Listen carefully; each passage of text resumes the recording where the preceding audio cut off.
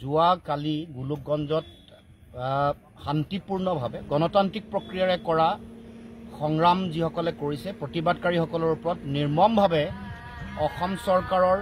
পুলিচে অত্যাচাৰ কৰিছে এনেকুৱাকৈ লাঠিচাৰ্জ কৰিছে যে বহু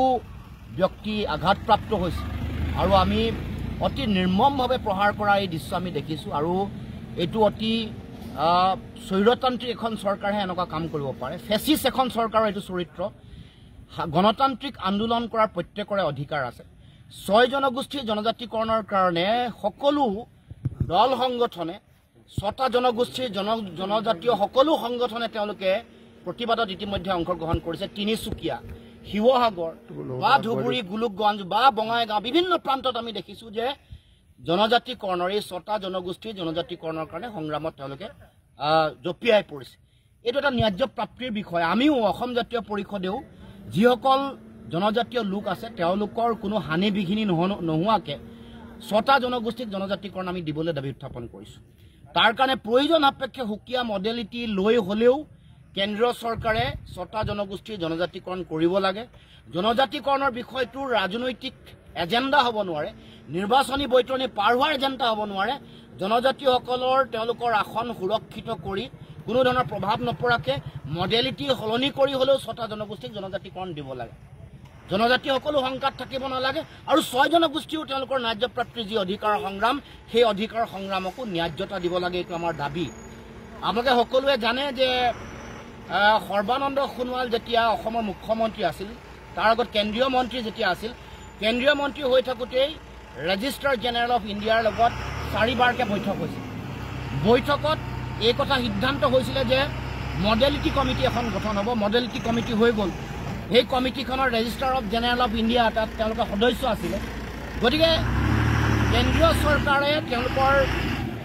জনজাতি পৰিক্ৰমা মন্ত্ৰীৰ লগত আলোচনা কৰিলে RGIৰ লগত 4বাৰ আলোচনা হ'ল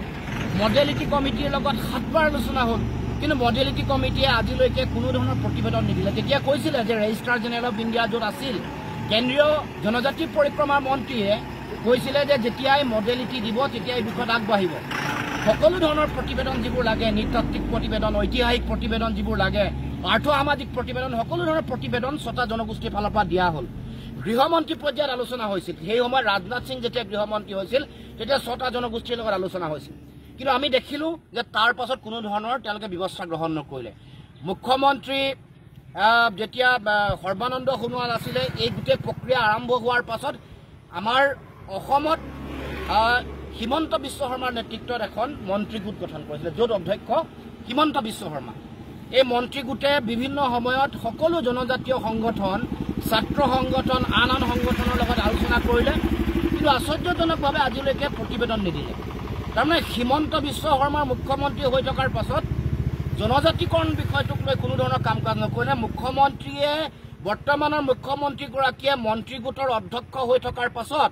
সকলো 6টা জনগোষ্ঠীৰ মানুহৰ লগত তেওঁলোকৰ আলোচনা বিলোচনা কৰাৰ পাছতো কোনো ধৰণৰ প্ৰতিবেদন তেওঁলোকে নিদিলে এই কথাই প্ৰমাণ কৰে যে RGIও আজিলৈকে কোনো ধৰণৰ আলোচনালৈ মতা নাই বা জনজাতি পৰিক্ৰমা মন্ত্ৰণালয়ৰ ফালৰ পৰা কোনো ধৰণৰ আলোচনা হোৱা নাই হিমন্ত বিশ্ব শৰ্মাৰ দিনত কাৰণ মুখ্যমন্ত্ৰীয়ে বাধা দি ৰাখিছে হিমন্ত বিশ্ব শৰ্মাই বাধা দি ৰখাৰ কাৰণে যিটো কথা যোৱাকালি কৈছে এইটো কোনো অৰ্থ নাই গণ পৰিষদৰ দিনতো এনেকৈ কেবিনেটৰ পৰা সিদ্ধান্ত এটা তেওঁলোকে লয় তাৰ পাছত কংগ্ৰেছ চৰকাৰৰ দিনতো কেবিনেটত এনেকৈ সিদ্ধান্ত লৈছে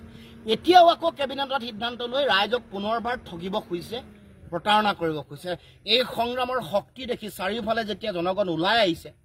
তাৰ শক্তি দেখি উজনি অসমত ভেটি খহিব বুলি ভাবি